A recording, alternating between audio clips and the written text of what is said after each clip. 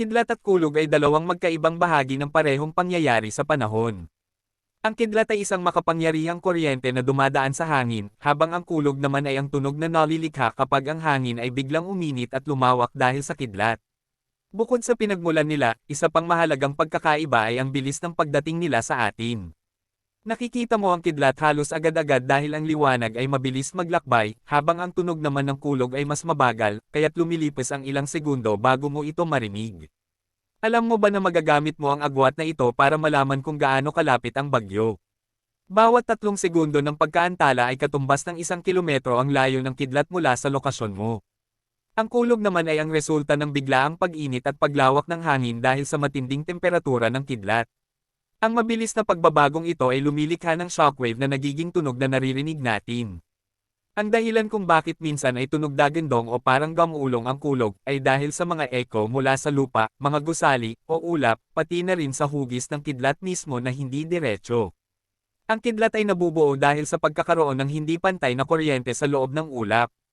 Sa loob ng mga thunderstorm cloud, ang mga yelo at patak ng tubig ay nagbabanggaan habang gumagalaw pataas at pababa.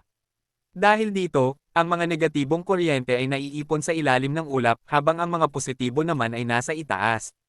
Kapag ang pagkakaiba nila ay naging napakatindi, nagkakaroon ng mabilis na paglabas ng kuryente na siyang nagiging kidlat. Paano ito nakakaapekto sa mga gusali?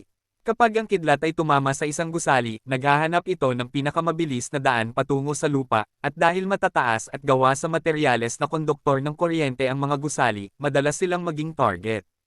Ang resulta nito ay maaaring magdulot ng pinsala sa istruktura, magsimula ng sunog, at masira ang mga elektronikong kagamitan dahil sa biglaang pagtaas ng boltahe.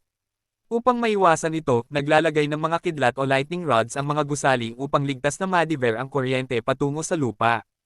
Paano gumagana ang mga lightning rod? Ang lightning rod ay isang metal o tanso na matatagpuan sa pinakatoktok ng isang gusali. Nakakonekta ito sa pamamagitan ng mga malalaking cable patungo sa lupa kung saan may mga metal rod na nakabaon. Kapag may kidlat, ito ay aakit sa lightning rod dahil ito ang may pinakamababang resistensya sa kuryente, at ligtas nitong dadalhin ang kuryente diretso sa lupa para hindi na dumaan sa istruktura ng gusali.